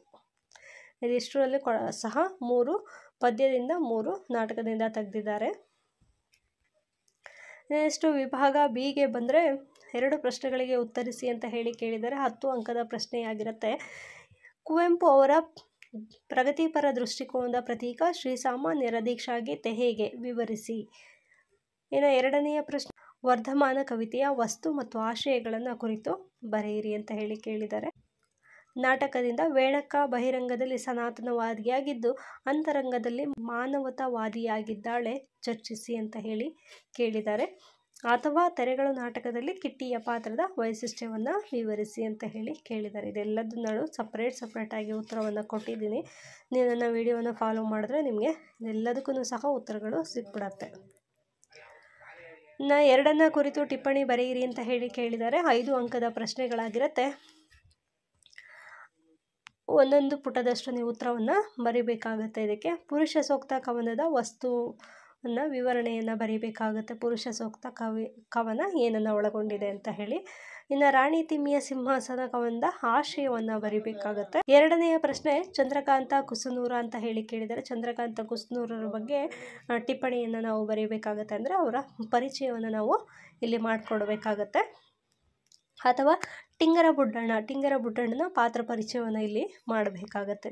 ಇನ್ನು ವಿಭಾಗ ಸಿಗೆ ಬಂದರೆ ಪ್ರಬಂಧ ಮತ್ತು ಆಡಳಿತಕ್ಕೆ ಸಂಬಂಧಪಟ್ಟಂತೆ 30 ಅಂಕದ ಪ್ರಶ್ನೆಗಳನ್ನು ಕೇಳಿದ್ದಾರೆ. 2 ಪ್ರಶ್ನೆಗಳಿಗೆ ಉತ್ತರವನ್ನು ಬರೆಯಿರಿ ಅಂತ ಕೇಳಿದ್ದಾರೆ. ಮೈಸೂರು ರುಮಾಲು ಮತ್ತು ಇನ್ನಿತರ ರುಮಾಲುಗಳ ವೈವಿಧ್ಯತೆಯನ್ನು ವಿವರಿಸಿ ಅಂತ ಕೇಳಿದ್ದಾರೆ. ಮೈಸೂರು ರುಮಾಲಿನ ಬಗ್ಗೆ ನೀವು ವಿವರಣೆಯನ್ನು ಬರೀಬೇಕಾಗುತ್ತೆ. ಇದು ಬೇರೆ ರುಮಾಲುಗಳಿಗೆ ಕಂಪೇರ್ ಮಾಡಿದ್ರೆ ಯಾವ ರೀತಿ ಇರುತ್ತೆ ಅಂತ 10 ಅಂಕಕ್ಕೆ ಬರೀಬೇಕಾಗುತ್ತೆ. 3ರಿಂದ 4 ಪುಟದವರೆಗೆ ಉತ್ತರವನ್ನು ಬರೀಬೇಕಾಗತ್ತೆ. ಮಕ್ಕಳು ಎಷ್ಟೇ ಬೆಳೆಯಲಿ ಅವು ಬಾಲ್ಯದಲ್ಲಿ ನಮಗಿತ್ತ ಸುಖದ ನೆನಪೇ ಸಾಕು, ಈ ಹೇಳಿಕೆಯನ್ನು ವಿವರಿಸಿ. ಇದರಲ್ಲಿ 2 ಪ್ರಶ್ನೆಗಳನ್ನು ಕೇಳಿದರೆ ಯಾವುದಾದ್ರೂ ಒಂದು ಉತ್ತರವನ್ನು ಬರೀಬೇಕಾಗತ್ತೆ. ಇನ್ನು ನೆಕ್ಸ್ಟ್ 2ನೇ ಪ್ರಶ್ನೆ, ಆಡಳಿತ ಕನ್ನಡ ಭಾಷೆ ನಡೆದು ಬಂದ ದಾರಿಯನ್ನು ಕುರಿತು ವಿವರಿಸಿ ಅಂತ ಕೇಳಿದ್ದಾರೆ. ಅಥವಾ ಅರೆ ಸರ್ಕಾರಿ ಪತ್ರ ಎಂದರೇನು, ಬರೆಯುವ ಸಂದರ್ಭಗಳವು, ಮಾದರಿ ಪತ್ರವೊಂದನ್ನು ರಚಿಸಿ ಅಂತ ಕೇಳಿದ್ದಾರೆ. ಇನ್ನು 2ನ್ನ ಕುರಿತು ಟಿಪ್ಪಣಿ ಬರೆಯಿರಿ ಅಂತ ಕೇಳಿದರೆ 5 ಅಂಕದ ಪ್ರಶ್ನೆಗಳಾಗಿರುತ್ತೆ. ನನ್ನ ಟೋಪಿ ಪಠ್ಯದಲ್ಲಿ ಬರುವಂತಹ ಮುಖ್ಯವಾದ ವಿಚಾರಗಳನ್ನು ಟಿಪ್ಪಣಿಯ ರೂಪದಲ್ಲಿ ನಾವು ಇಲ್ಲಿ ಬರೀಬೇಕಾಗುತ್ತೆ. ಅಥವಾ ನಿದ್ರಾಭ್ಯಾಸ ಕೂಡ ಒಂದು ಪ್ರಬಂಧ ಕೊಟ್ಟಿದ್ದಾರೆ. ಅದರ ಕುರಿತಾಗಿಯೂ ಸಹ ಅದರಲ್ಲಿ ಬರುವಂತಹ ಮುಖ್ಯವಾದಂತಹ ಅಂಶಗಳು, ಅದನ್ನು ಕುರಿತಾಗಿ ನಾವು ಟಿಪ್ಪಣಿಯನ್ನು ಬರೀಬೇಕಾಗತ್ತೆ. ನನ್ನ ಟೋಪಿ ಅಥವಾ ನಿದ್ರಾಭ್ಯಾಸ 2ರಲ್ಲಿ ಯಾವುದಾದ್ರೂ ಒಂದಕ್ಕೆ ಬರೀಬೇಕು. ಇಲ್ಲಿ ಸುತ್ತೋಲೆ ಅಥವಾ ಕನ್ನಡ ಮತ್ತು ಕಂಪ್ಯೂಟರ್ ಇದ್ರ ಬಗ್ಗೆ ಸಹ ನೀವು ಟಿಪ್ಪಣಿಯನ್ನು ಬರಿಬೋದು. ಇದೆರಡರಲ್ಲಿ ಯಾವುದಕ್ಕಾದ್ರೂ ಒಂದಕ್ಕೆ ಉತ್ತರವನ್ನು ಬರೀಬಹುದಾಗಿರುತ್ತೆ. ಇನ್ನು ಒಂದು ಪ್ರಶ್ನೆ ಪತ್ರಿಕೆ ಇದೆ. ಪ್ರಥಮ ವರ್ಷದ BA BCom ಪದವಿ ಪರೀಕ್ಷೆ ಮೇ-ಜೂನ್ 2025 ಪ್ರಶ್ನೆ ಪತ್ರಿಕೆಯಾಗಿರುತ್ತೆ. ಕನ್ನಡ ಭಾಷೆ ಪ್ರಶ್ನೆ ಪತ್ರಿಕೆ ಇದು ಸಹ 80 ಅಂಕದ ಪ್ರಶ್ನೆ ಪತ್ರಿಕೆಯಾಗಿರುತ್ತೆ. 2ರ ಭಾವವನ್ನು ಸಂದರ್ಭ ಸಹಿತ ವಿವರಿಸಿ ಅಂತ ಕೇಳಿದ್ದಾರೆ. ಇದು ಸಹ 4 ಅಂಕದ ಪ್ರಶ್ನೆ ಆಗಿರೋದ್ರಿಂದ ಒಂದು ಪುಟದಷ್ಟು ಉತ್ತರವನ್ನು ಬರೀಬೇಕಾಗತ್ತೆ. ಮೊದಲ ಪ್ರಶ್ನೆ, ಭಗವಂತನೇ ಸರ್ವೋತ್ತಮ ಸಾಮಾನ್ಯನೇ ಸರ್ವೋತ್ತಮ ಶ್ರೀಮಂತನ್, ಆತನೇ ಓರ್ವನ್ ಆತನೇ ಸರ್ವನ್, ಸರ್ವಾತ್ಮನ್ ತಾನ್ ಸರ್ವಾನನ್ಯನ್. ಅಥವಾ ಇದಕ್ಕೆ ಭಾವಾರ್ಥ ಸಂದರ್ಭ ಸಹಿತ ವಿವರಿಸಬೇಕಾಗತ್ತೆ. ಅಥವಾ ಇವಳೆನಗೆ ಸರ್ಪಗಾವಲು ಹೊಸಿಲ ದಾಟಿದರೆ ಬಾಗಿಲಿಗೆ ಬಂದು ಕಾಡುವಳು. ಸಂಜೆಯ ತನಕ ತಾಯಿಯ ಬಳಿ ಇವಳ ಅಧಿಕಾರ, ನಡುರಾತ್ರಿಯಲ್ಲಿ ತನ್ನೆದೆಗೆ ಇವಳು ದೇವರ ಪದಕ. ಎರಡನೇ ಬಾರಿಗೆ ಈ ಪ್ರಶ್ನೆಯನ್ನು ಕೇಳಿರೋದನ್ನು ನಾವಿಲ್ಲಿ ನೋಡ್ತಾ ಇದ್ದೀವಿ. ಇನ್ನು ನೆಕ್ಸ್ಟು ಎರಡನೆಯ ಪ್ರಶ್ನೆ, ಅನಾಯಾಸವಾಗಿ ದೊರೆತ ಇಂತಹ ಸಮಾಜ ಸುಧಾರಣೆಯ ಪ್ರಸಂಗವನ್ನು ಕಳೆದುಕೊಂಡರೆ ನನ್ನ ತಂದೆಯ ಮನೆಗೆ ಕಳಂಕನಾಗುವೆ. ಇದು ನಾಟಕದಿಂದ ತೆಗೆದಿರುವಂತಹ ಪ್ರಶ್ನೆ. ನೆಕ್ಸ್ಟು, ನಿನ್ಗ ಬುಡ್ಡ ಬುಡ್ಡ ಅನ್ನೋರು ಹೆಣ್ಣ ಗಿಣ್ಣ ಆಗಿದ್ರೆ ಹಾಂ ಹೀಂ ಹೂಂ ಅಂದು ಟಿಂಗರ ಬುಡ್ಡ ಅನ್ಬೇಕು. ಇನ್ನು 8 ಪದಗಳಿಗೆ ಅರ್ಥ ಬರೆಯಿರಿ ಅಂತ ಹೇಳಿ ಕೇಳಿದರೆ ಒಂದೊಂದಕ್ಕೆ ಅರ್ಧ ಅಂಕ, ಒಟ್ಟು 4 ಅಂಕ ಇರುತ್ತೆ. ಇದಕ್ಕೆ ದೀಕ್ಷೆ, ಕಮ್ಮಾರ, ಕದ, ಶುಕ, ಕಾಪರ, ತಾಲೀಮು, ತ್ರಾಸ, ಹವೆ, ಕೂಸು, ಚಿತೆ, ಪಟಗ, ಖಲಾಸ್. ಇನ್ನು ಯಾವ ಪಠ್ಯವನ್ನು ಬಿಡದೆ 4ಕ್ಕೆ ಸಂದರ್ಭ, ಸ್ವಾರಸ್ಯ ಬರೆಯಿರಿ ಅಂತ ಹೇಳಿ ಕೇಳಿದರೆ 2 ಅಂಕದ ಪ್ರಶ್ನೆಯಾಗಿರುತ್ತೆ. ಇಲ್ಲಿ 3 ಪದ್ಯದಿಂದ 3 ನಾಟಕದಿಂದ ತೆಗೆದಿರ್ತಾರೆ. ಮೊದಲನೆಯ ಪ್ರಶ್ನೆ, ಎಲ್ಲಿ ನೆಲವನ್ನು ತಡಿಸಿ ಜನಮನ ಹೊಲದ ಕಳೆ ಕಳೆ ಕಳೆವಳು. ಎರಡನೆಯದು, ಯಾಕ ನೋಡತಿ ಮತ್ತ ಮತ್ತ ನೀ ಇತ್ತ. ಮೂರನೇ ಪ್ರಶ್ನೆ, ತೊಲಗಿತು ನಿನ್ನೆಯ ನಾಯಿಪಾಡು. 4ನೇದು, ಒಳ್ಳೆ ಹಂದಿ ಸವಾಸ ಆತು ಕಣೋ. ತೆರೆಗಳು ನಾಟಕದಿದು. 5ನೇ ಪ್ರಶ್ನೆ, ಅನ್ನ ದೊರೆತಲ್ಲಿ ನಮ್ಮ ಛತ್ರ.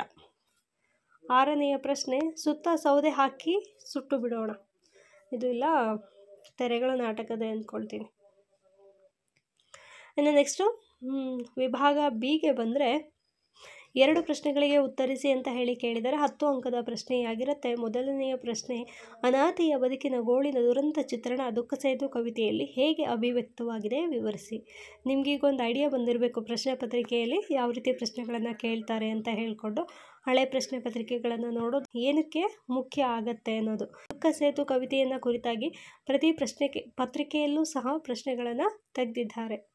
ನೀ ಹಿಂಗ ನೋಡಬೇಡ ಕವಿತೆಯಲ್ಲಿ ಶೋಕ ಭಾವನೆ ಹೇಗೆ ಅಭಿವ್ಯಕ್ತಗೊಂಡಿದೆ ತಿಳಿಸಿ ಅಂತ ಹೇಳಿ ಕೇಳಿದ್ದಾರೆ. ಇನ್ನು 2ನೆಯ ಪ್ರಶ್ನೆ, ತೆರೆಗಳು ನಾಟಕದಲ್ಲಿ ಕಿಟ್ಟಿ ಪಾತ್ರದ ವೈಶಿಷ್ಟ್ಯ ಮತ್ತು ಮಹತ್ವವನ್ನು ವಿವರಿಸಿ ಅಂತ ಹೇಳಿ ಕೇಳಿದ್ದಾರೆ. ಇದು ಸಹ 2ನೇ ಬಾರಿಗೆ ಕೇಳಿರುವಂತಹ ಪ್ರಶ್ನೆಯಾಗಿರುತ್ತೆ. ಟಿಂಗರ ಬುಡ್ಡಣ್ಣ ನಾಟಕದ ವಸ್ತು, ಪಾತ್ರ ಮತ್ತು ಭಾಷೆಯ ಮಹತ್ವವನ್ನು ವಿಷದಪಡಿಸಿ ಅಂತ ಹೇಳಿ ಕೇಳಿದ್ದಾರೆ. ಇದನ್ನು ಸಹ 2ನೇ ಬಾರಿಗೆ ಕೇಳಿರುವಂತಹ ಒಂದು ಪ್ರಶ್ನೆಯಾಗಿರುತ್ತೆ. ನೆಕ್ಸ್ಟು 5ನೆಯ ಪ್ರಶ್ನೆ, 2 ಕುರಿತು ಟಿಪ್ಪಣಿ ಬರೆಯಿರಿ ಅಂತ ಹೇಳಿ ಕೇಳಿದರೆ 5 ಅಂಕದ ಪ್ರಶ್ನೆಗಳಾಗಿರುತ್ತೆ. ಕಾಲ ನಿಲ್ಲುವುದಿಲ್ಲ ಕವಿತೆಯಲ್ಲಿ ಕಂಡುಬರುವ ಕಾಲ ಪ್ರಕೃತಿ ಚಿತ್ರಣವನ್ನು ವಿವರಿಸಿ ಅಂತ ಹೇಳಿ ಕೇಳಿದ್ದಾರೆ. ಅಥವಾ ಡಾಕ್ಟರ್ ಸಿದ್ಧಲಿಂಗಯ್ಯರವರ ಕಿರುಪರಿಚಯವನ್ನು ನಾವು ಮಾಡಿಕೊಡ್ಬೇಕಾಗುತ್ತೆ. 5 ಅಂಕದ ಪ್ರಶ್ನೆಯಾಗಿರೋದ್ರಿಂದ 1 ಪುಟದಷ್ಟು ನಾವು ಉತ್ತರವನ್ನು ಬರೀಬೇಕಾಗುತ್ತೆ. ನೆಕ್ಸ್ಟ್, ಹರಿಜನ್ವಾರ ನಾಟಕದ ಭಾಷೆ, ಯಾವ ಭಾಷೆಯನ್ನು ಬಳಸಿ ಹರಿಜನ್ವಾರ ನಾಟಕವನ್ನು ಬರೆದಿದ್ದಾರೆ ಅನ್ನೋದನ್ನು ಇಲ್ಲಿ ಬರೀಬೇಕಾಗತ್ತೆ. ನೆಕ್ಸ್ಟು, ರಾಮಶೆಟ್ಟಿಯ ಪಾತ್ರ, ಮನೆ ನಾಟಕದಿಂದ ರಾಮಶೆಟ್ಟಿಯ ಪಾತ್ರವನ್ನು ವಿವರಣೆಯಲ್ಲಿ ಬರೀಬೇಕಾಗತ್ತೆ, ಅಂದರೆ ಟಿಪ್ಪಣಿಯಲ್ಲಿ ಬರೀಬೇಕಾಗತ್ತೆ. ಇನ್ನು ವಿಭಾಗ ಸಿಗೆ ಬಂದರೆ 2 ಪ್ರಶ್ನೆಗಳಿಗೆ ಉತ್ತರಿಸಿ ಅಂತ ಹೇಳಿ ಕೇಳಿದ್ದಾರೆ. 10 ಅಂಕದ ಪ್ರಶ್ನೆಗಳಾಗಿರುತ್ತೆ. ವಿರಾಟ ಪರ್ವ ಪಾಂಡವರಿಗೆ ಹೇಗೆ ಒಂದು ಶುಭ ಸೂಚಕ ಪರ್ವವಾಗಿದೆ ವಿವರಿಸಿ ಅಂತ ಹೇಳಿ ಕೇಳಿದ್ದಾರೆ. ನೆಕ್ಸ್ಟ್, ರುಚಿ ಪ್ರಬಂಧದ ವಸ್ತು, ಪಾತ್ರ, ಭಾಷೆಯ ಮಹತ್ವವನ್ನು ವಿಷದಪಡಿಸಿ ಅಂತ ಹೇಳಿ ಕೇಳಿದ್ದಾರೆ. 2ನೆಯ ಪ್ರಶ್ನೆ, ಆಡಳಿತ ಭಾಷೆ ಎಂದರೇನು, ಕರ್ನಾಟಕದಲ್ಲಿ ಕನ್ನಡ ಆಡಳಿತ ಭಾಷೆಯಾಗಿರುವುದರ ಅಗತ್ಯ ಮತ್ತು ಉಪಯುಕ್ತತೆಗಳನ್ನು ತಿಳಿಸಿ ಅಂತ ಹೇಳಿ ಕೇಳಿದ್ದಾರೆ. ಅಥವಾ ಕನ್ನಡ ಮತ್ತು ಬಹುಮಾಧ್ಯಮಗಳ ಸಾಧ್ಯತೆಗಳ ಕುರಿತು ಬರೆಯಿರಿ ಅಂತ ಹೇಳಿ ಕೇಳಿದ್ದಾರೆ. ಇನ್ನು ನೆಕ್ಸ್ಟ್, 2 ಕುರಿತು ಟಿಪ್ಪಣಿ ಬರೆಯಿರಿ ಅಂತ ಹೇಳಿ ಕೇಳಿದರೆ 5 ಅಂಕದ ಪ್ರಶ್ನೆಗಳಾಗಿರುತ್ತೆ. ದಿವಾಖಾನೆಯ ಅಂದಾಚಂದ, ಇದನ್ನ ಕುರಿತು ಟಿಪ್ಪಣಿಯನ್ನು ಬರೀಬೇಕಾಗುತ್ತೆ. ಅಥವಾ ಕೀಚಕನ ಪಾತ್ರ ಚಿತ್ರಣವನ್ನು ಬರೀಬೇಕಾಗುತ್ತೆ. ಇನ್ನು 2ನೆಯ ಪ್ರಶ್ನೆ, ಅರೆ ಸರ್ಕಾರಿ ಪತ್ರ ಎಂದ್ರೇನು ಅಂತ ಹೇಳಿ ವಿವರಣೆಯನ್ನು ಅಥವಾ ಟಿಪ್ಪಣಿಯನ್ನು ಬರೀಬೇಕಾಗುತ್ತೆ. ಅಥವಾ ಹುದ್ದೆಗಳ ಜಾಹೀರಾತು, ಅದರ ಬಗ್ಗೆ ಒಂದು ಟಿಪ್ಪಣಿಯನ್ನು ಬರೀಬೇಕಾಗತ್ತೆ. ಇಲ್ಲಿ ಇನ್ನೊಂದು ರೀತಿ ಪ್ರಶ್ನೆ ಪತ್ರಿಕೆ ಇರುತ್ತೆ. ಇದು ನ್ಯೂಸ್ ಸ್ಲ್ಯಾಮ್ ಎಂದು 90 ಅಂಕದ ಪ್ರಶ್ನೆ. ಆದರೆ ಇದನ್ನು ನೀವು ಪ್ರಶ್ನೆಗಳು ಇದೇ ಥರ ಸೇಮ್ ಇರುತ್ತೆ, ಪ್ರಶ್ನೆಗಳನ್ನು ಮಾತ್ರ ನೋಡ್ಕೊಳ್ಳಿ. ಪ್ರಶ್ನೆಗಳಿಗೆ ಇರುವಂತಹ ಅಂಕಗಳನ್ನು ನೋಡೋದು ಬೇಡ ನಾವು. ಇದರಲ್ಲಿ ಯಾವುದಾದ್ರೂ ರಿಪೀಟ್ ಆಗಿ ಬಂದಿರುವಂತಹ ಪ್ರಶ್ನೆಗಳಿದ್ರೆ ಅದನ್ನು ನಾವು ನೋಡಿಕೊಂಡ್ರೆ ನಮ್ಮ ಪರೀಕ್ಷೆಗೆ ಯೂಸ್ ಆಗುತ್ತೆ. ಹಾಗಾಗಿ ಇದು ಮೊದಲನೆಯದು, ಒಂದರ ಭಾವವನ್ನು ಸಂದರ್ಭ ಸಹಿತ ವಿವರಿಸಿ ಅಂತ ಹೇಳಿ ಇಲ್ಲಿ ಒಂದಕ್ಕೆ ಮಾತ್ರ ಕೇಳಿದ್ದಾರೆ, ಅದರಲ್ಲಿ ಎರಡೆರಡಕ್ಕೆ ಕೇಳ್ತಾ ಇದ್ರು.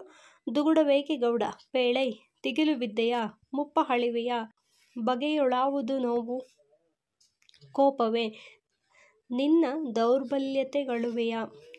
ಇದು ಸಲೆನಂಬೋ ನಮ್ಮ ಕೂಡಲ ಸಂಗಮ ದೇವನ, ಅದನ್ನು ಸೇರಿಸ್ಬೇಡಿ, ಇದು ಆ್ಯಕ್ಚುಲಿ ಬೇರೆ ಪದ್ಯದ್ದು, ಇದು ವಚನದ್ದು, ಅದು ಯಾಕಲ್ಲಿ ಮಧ್ಯಕ್ಕೆ ಹಾಕಿದಾರೆ ಗೊತ್ತಿಲ್ಲ. ಬಂದ್ಬಿಟ್ಟು ಕಣಿವೆಯ ಮುದುಕ ಪದ್ಯದ ಒಂದು ಪ್ಯಾರಾಗ್ರಾಫ್ ಆಗಿರುತ್ತೆ. ನೆಕ್ಸ್ಟ್ ಎರಡನೆಯ ಪ್ರಶ್ನೆ, ಎತ್ತಿನ ಬಂಡಿ ಇಳಿದು ಬಸ್ಸಿನ ದಾರಿ ಕಾಯ್ದು ಕಾರಿನಲ್ಲಿ ತೂರಿ ಹಡಗ ಬಿಟ್ಟು ವಿಮಾನದಲ್ಲಿ ಹಾರಿ ಗೋಲಗಳ ಮೇಲೆ ದಾಳಿ ಮಾಡಿದ್ದೇವೆ, ಮೈಕಿನಲ್ಲಿ ಕೊಕ್ಕೊ ಕೂಗಿ ತುರಾಯಿ ಕುಣಿಸಿ ಬೆಳಗಾಯಿತೆಂದು ಭ್ರಮಿಸಿದ್ದೇವೆ. ಇದು ಕಾಲ ನಿಲ್ಲುವುದಿಲ್ಲ ಪದ್ಯದಿಂದ ಆಯ್ಕೆ ಮಾಡಿಕೊಂಡಂತಹ ಒಂದು ಪ್ಯಾರಾಗ್ರಾಫ್ ಆಗಿರುತ್ತೆ. 4 ಕಠಿಣ ಪದಗಳಿಗೆ ಅರ್ಥವನ್ನು ಬರೆಯಿರಿ ಅಂತ ಹೇಳಿ ಕೇಳಿದರೆ ಅರ್ಧರ್ಧ ಅಂಕಕ್ಕಾಗಿರುತ್ತೆ. ಇದನ್ನು ಸಹ ನೀವು ನೋಡ್ಕೊಳ್ಳಿ, ಯಾವುದನ್ನು ಬೇಕಾದರೂ ಕೇಳ್ಬೋದು. ರಿಪೀಟೆಡ್ ಆಗಿ ನಿಮ್ಮ ಪ್ರಶ್ನೆ ಪತ್ರಿಕೆಯಲ್ಲಿ ಇದರಿಂದನೂ ಸಹ ಕೊಡ್ತಾರೆ, ಹಾಗಾಗಿ ಇದನ್ನು ಸಹ ನೋಡ್ಕೊಳ್ಳಿ. ಭೂರಮೆ, ದಿಟ, ಬಿಕ್ಕ, ಬಾನ್, ಸಗುಟ, ಗಾಳಿ ಮೋಪು, ವರಾತ, ಹಾರುವ. ಇನ್ನು 2ರ ಸಂದರ್ಭವನ್ನು ವಿವರಿಸಿ ಅಂತ ಹೇಳಿ ಕೇಳಿದರೆ, ಎಲ್ಲಿ ನೆಲವನ್ನು ತಣಿಸಿ ಜನಮನ ಹೊಲದ ಕಳೆವಳು, ಆ ಧೈರ್ಯ ನನಗಿಲ್ಲ, ನನ್ನಂಥ ಎಷ್ಟೋ ಬಾಳಿಗೆ ಇಲ್ಲಿ. 3ನೇ ಪ್ರಶ್ನೆ, ಏನ ಬಂದಿರಿದ ಹಸಿ ಮೈಯಗಳೇ, ಹದುಳವೇ. ಇನ್ನು 4ನೇದು, ಕಾಫರನ ಬಿರಿದು ಹೆತ್ತವಳಿಂದ ಹೊತ್ತಿದ್ದೆ. ಒಂದು ಪ್ರಶ್ನೆಗೆ ಉತ್ತರಿಸಿ ಅಂತ ಹೇಳಿ ಕೇಳಿದರೆ 10 ಅಂಕದ ಪ್ರಶ್ನೆ ಇದು. ಹುತ್ತರಿ ಹಾಡುವಿನಲ್ಲಿ ವರ್ಣಿಸಲ್ಪಟ್ಟಿರುವ ಕೊಡವರ ಸಾಹಸ ಸ್ವಭಾವಗಳನ್ನು ವಿವರಿಸಿ ಅಂತ ಹೇಳಿ ಕೇಳಿದರೆ, ಇನ್ನು 2ನೆಯ ಪ್ರಶ್ನೆ, ನೀರಿಗೂ ಜೀವಸಂಕಲಕ್ಕೂ ಇರಬಹುದಾದ ನಿಕಟ ಸಂಬಂಧವನ್ನು ಗಂಗಾಮಾಯಿ ಕವಿತೆ ಹೇಗೆ ಚಿತ್ರಿಸಿದೆ ವಿವರಿಸಿ ಅಂತ ಹೇಳಿ ಕೇಳಿದ್ದಾರೆ. ಇನ್ನು ನೆಕ್ಸ್ಟ್ 2 ಪ್ರಶ್ನೆಗಳಿಗೆ ಉತ್ತರಿಸಿ ಅಂತ ಹೇಳಿ ಕೇಳಿದರೆ, ಕುವೆಂಪು ಅವರ ಪ್ರಗತಿಪರ ದೃಷ್ಟಿಕೋನದ ಪ್ರತೀಕ ಶ್ರೀ ಸಾಮಾನ್ಯರ ದೀಕ್ಷಾಗೀತೆ ಹೇಗೆ ವಿವರಿಸಿ. ನಿಮಗೆ ಈಗ ಪ್ರಶ್ನೆ ಪತ್ರಿಕೆಯನ್ನು ನೋಡೋದ್ರಿಂದ ಅರ್ಥ ಆಗಿದೆ. ಶ್ರೀ ಸಾಮಾನ್ಯರ ದೀಕ್ಷಾಗೀತೆ ಅನ್ನುವಂತಹ ಒಂದು ಪದ್ಯದಿಂದ ಪ್ರತಿ ಪ್ರಶ್ನೆ ಪತ್ರಿಕೆಯಲ್ಲೂ ಸಹ ಸೇಮ್ ಪ್ರಶ್ನೆಯನ್ನು ಕೇಳಿದ್ದಾರೆ. ಒಂದೊಂದರಲ್ಲಿ 5 ಅಂಕಕ್ಕೆ, ಒಂದೊಂದರಲ್ಲಿ 10 ಅಂಕಕ್ಕೆ ಪ್ರಶ್ನೆಗಳನ್ನು ಕೇಳಿದ್ದಾರೆ. ಸೊ ಇದು ನಿಮಗೆ ಇಂಪಾರ್ಟೆಂಟ್ ಆದಂತಹ ಒಂದು ಚಾಪ್ಟರ್ ಆಗಿರುತ್ತೆ. ಹಾಗೆ ದುಃಖ ಸೇತು ಅನ್ನುವಂಥದ್ದು ಸಹ ಇಂಪಾರ್ಟೆಂಟ್ ಆದಂತಹ ಒಂದು ಚಾಪ್ಟರ್. ಅದರ ಜೊತೆಗೆ ತುಂಗಭದ್ರೆ ಇದು ಸಹ ಇಂಪಾರ್ಟೆಂಟ್ ಆಗಿರುತ್ತೆ. ಇದ್ರ 3ರಿಂದನೂ ಸಹ ನಮಗೆ ಎಲ್ಲ ಪ್ರಶ್ನೆ ಪತ್ರಿಕೆಗಳಲ್ಲೂ ಸಹ ಪ್ರಶ್ನೆಗಳನ್ನು ತೆಗೆದಿದ್ದಾರೆ. ಇನ್ನು ನೆಕ್ಸ್ಟ್ 2ನೆಯ ಪ್ರಶ್ನೆ, ತುಂಗಭದ್ರೆಯ ಬಾಲಲೀಲೆಗಳನ್ನು ವರ್ಣಿಸಿ ಅಂತ ಹೇಳಿ ಕೇಳಿದ್ದಾರೆ. 3ನೆಯ ಪ್ರಶ್ನೆ, ಭಕ್ತಿಯ ಡಾಂಬಿಕತೆ ದಾಸಿಮಯ್ಯ ಮತ್ತು ಬೆಕ್ಕು ಕವಿತೆಯಲ್ಲಿ ಹೇಗೆ ವರ್ಣಿತವಾಗಿದೆ ವಿಷದಪಡಿಸಿ ಅಂತ ಹೇಳಿ ಕೇಳಿದ್ದಾರೆ. 4ನೆಯ ಪ್ರಶ್ನೆ, ಶೋಷಣೆಯ ವಿಭಿನ್ನ ಮುಖಗಳು ನನ್ನ ಜನಗಳು ಕವಿತೆಯಲ್ಲಿ ಹೇಗೆ ಅಭಿವ್ಯಕ್ತಗೊಂಡಿದೆ ವಿವರಿಸಿ ಅಂತ ಹೇಳಿ ಕೇಳಿದ್ದಾರೆ. ಇದರಿಂದ ನನ್ನ ಜನಗಳು ಸಹ ಒಂದು ಮುಖ್ಯವಾದ ಕವಿತೆಯಾಗಿರುತ್ತೆ, ಯಾಕಂದರೆ ಇದು ದಲಿತರ ಬಗ್ಗೆ ಕುರಿತಾದಂತಹ ಒಂದು ಪದ್ಯ ಆಗಿರೋದ್ರಿಂದ ಇದರಿಂದಲೂ ಸಹ ಪ್ರಶ್ನೆಗಳು ತೆಗೆಯುವಂಥ ಸಾಧ್ಯತೆ ಇರುತ್ತೆ. ಹಾಗಾಗಿ ಇದು ಒಂದು ಮುಖ್ಯವಾದಂಥ ಒಂದು ಪದ್ಯ ಆಗಿರುತ್ತೆ. 1ರ ಭಾವವನ್ನು ಸಂದರ್ಭ ಸಹಿತ ವಿವರಿಸಿ ಅಂತ ಹೇಳಿ ಕೇಳಿದ್ದಾರೆ.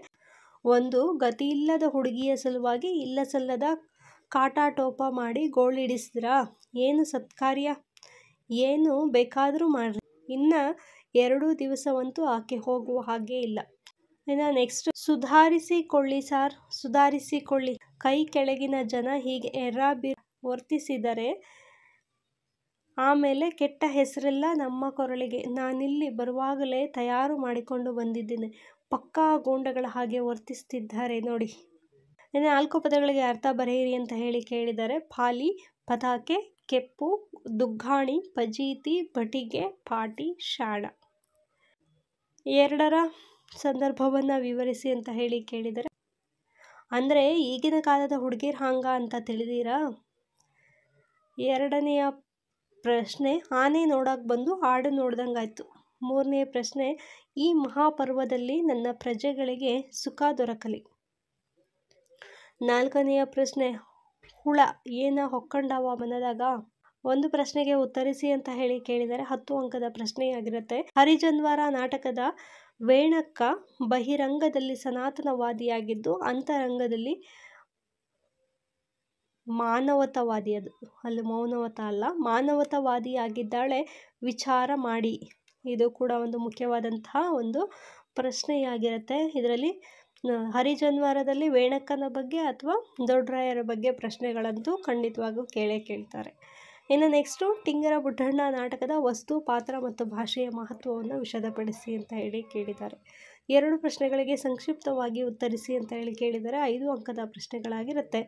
ತೆರೆಗಳು ನಾಟಕದಲ್ಲಿ ಕಿಟ್ಟಿ ಪಾತ್ರದ ವೈಶಿಷ್ಟ್ಯ ಮತ್ತು ಮಹತ್ವವನ್ನು ವಿವರಿಸಿ. ಇನ್ನು ತೆರೆಗಳು ನಾಟಕಕ್ಕೆ ಬಂದರೆ ಕಿಟ್ಟಿ ಪಾತ್ರ ಒಂದು ತುಂಬ ಮುಖ್ಯವಾದಂಥ ಒಂದು ಪಾತ್ರ ಆಗಿರುತ್ತೆ ಇಲ್ಲಿ. 2ನೆಯ ಪ್ರಶ್ನೆ ಮನೆ ನಾಟಕದ ಹುಚ್ಚನನ್ನು ಪರಿಚಯಿಸಿ ಅಂತ ಹೇಳಿ ಕೇಳಿದ್ದಾರೆ. 3ನೆಯ ಪ್ರಶ್ನೆ ಶ್ಯಾಮ ಒಬ್ಬ ಹುಂಬ ಆದರ್ಶವಾದಿ ಹೇಗೆಂಬುದನ್ನು ವಿವರಿಸಿ ಅಂತ ಹೇಳಿ ಕೇಳಿದ್ದಾರೆ. ಇದು ಸಹ ಹರಿಜನ್ವಾರ ನಾಟಕದ್ದು.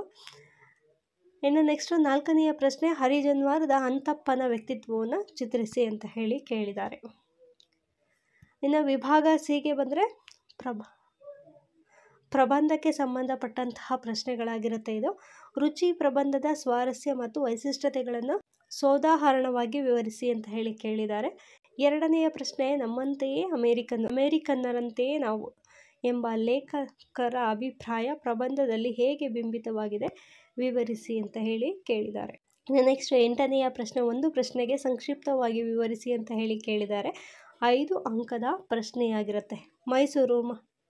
ಮೈಸೂರು ರುಮಾಲಿನ ಗುಣ ವಿಶೇಷಣಗಳನ್ನು ಪರಿಚಯಿಸಿ ಅಂತ ಹೇಳಿ ಕೇಳಿರ್ತಾರೆ. ನಾವಿಲ್ಲಿ ಪ್ರಬಂಧದ ಬಗ್ಗೆ ನೋಡೋದಾದರೆ ಮೈಸೂರು ರುಮಾಲು ಕೂಡ ಒಂದು ಮುಖ್ಯವಾದಂಥ ಒಂದು ಘಟಕ ಆಗಿರುತ್ತೆ. ಆಲ್ಮೋಸ್ಟ್ ಎಲ್ಲ ಪ್ರಶ್ನೆ ಪತ್ರಿಕೆಯಲ್ಲೂ ಸಹ ಇದಕ್ಕೆ ಸಂಬಂಧಪಟ್ಟಂಥ ಪ್ರಶ್ನೆಗಳನ್ನು ಕೇಳಿರ್ತಾರೆ. ನೆಕ್ಸ್ಟು ಕೀಚಕನಿಂದ ದ್ರೌಪದಿಗೆ ಒದಗಿದ ಸಂಕಷ್ಟವನ್ನು ವಿವರಿಸಿ ಅಂತ ಹೇಳಿ ಕೇಳಿದ್ದಾರೆ. ಇನ್ನು ವಿಭಾಗ ಡಿಗೆ ಬಂದರೆ ಒಂದು ಪ್ರಶ್ನೆಗೆ ಉತ್ತರಿಸಿ ಅಂತ ಹೇಳಿ ಕೇಳಿದರೆ 10 ಅಂಕದ ಪ್ರಶ್ನೆಗಳಾಗಿರುತ್ತೆ. ಇದು ಆಡಳಿತ ಕನ್ನಡಕ್ಕೆ ಸಂಬಂಧಪಟ್ಟಂತಹ ಪ್ರಶ್ನೆ. ಆಡಳಿತ ಕನ್ನಡದ ಸ್ವರೂಪ ಲಕ್ಷಣಗಳನ್ನು ಕುರಿತು ವಿವರಿಸಿ ಅಂತ ಹೇಳಿ ಕೇಳಿದ್ದಾರೆ. 2ನೆಯ ಪ್ರಶ್ನೆ ಅರ್ಜಿ ಎಂದರೇನು, ಸಾಮಾನ್ಯ ಅರ್ಜಿಯ ವಿವಿಧ ಅಂಗಗಳನ್ನು ಉದಾಹರಣೆ ಸಹಿತ ವಿವರಿಸಿ ಅಂತ ಹೇಳಿ ಕೇಳಿದ್ದಾರೆ. ಒಂದು ಪ್ರಶ್ನೆಗೆ ಸಂಕ್ಷಿಪ್ತವಾಗಿ ಉತ್ತರಿಸಿ. ಸರ್ಕಾರಿ ಪತ್ರದ ವಿವಿಧ ಅಂಗಗಳು ಯಾವುವು ಪರಿಚಯಿಸಿ. ಮಾಹಿತಿ ತಂತ್ರಜ್ಞಾನ ಎಂದರೇನು ವಿವರಿಸಿ. ಇನ್ನು ಒಂದು ಪ್ರಶ್ನೆ ಪತ್ರಿಕೆ ಇದು ಬಂದ್ಬಿಟ್ಟು first year BCom degree examination October-November 2024 ಪ್ರಶ್ನೆ ಪತ್ರಿಕೆಯಾಗಿರುತ್ತೆ.